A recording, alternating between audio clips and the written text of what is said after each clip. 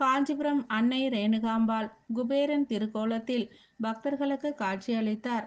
காஞ்சிபுரம் செங்குந்தர் பூவரசந்தோப்பு பகுதியில் அமர்ந்து அருள்பாலித்து வரும் அருள்மிகு அன்னை ரேணுகாம்பாள் ஆலயத்தில் 49ஆம் ஆண்டு ஆடி பெருவிழா விமரிசையாக நடைபெற்று வருகிறது.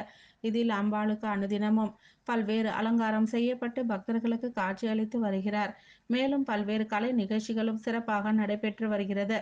அந்த வகையில் குபேரன் திருக்கோலத்தில் பக்தர்களுக்கு காட்சியளித்தார். இதனைத் தொடர்ந்து சிறப்பு தீபாராதனைகள் நடைபெற்றது. இதில் கருமாரி கர்ணா குழுவினரின் இன்னிசை பக்தி கச்சேரியும் சிறப்பாக நடைபெற்றது. இன்றைய விழா உபயத்தினை எஸ்விஎன் பிள்ளை தெருவை சேர்ந்த தாமோதர முதலியார் சன்ஸ் குடும்பத்தினர் சிறப்பாக செய்திருந்தனர். இவர்களுக்கு ஆலை நிர்வாகம் சார்பில் மலர் மாலைகள் மற்றும் பிரசாதங்கள் வழங்கப்பட்டது. இதில் கலந்து கொண்ட பக்தர்கள் அனைவருக்கும் பிரசாதங்களும் வழங்கப்பட்டது. இதில் பல்வேறு பகுதியில் இருந்து ஏராளமான பக்தர்கள் கலந்து கொண்டு நீண்ட வரிசையில் நின்று அம்பாளை தரிசனம் செய்து பேரருளை பெற்று சென்றனர்.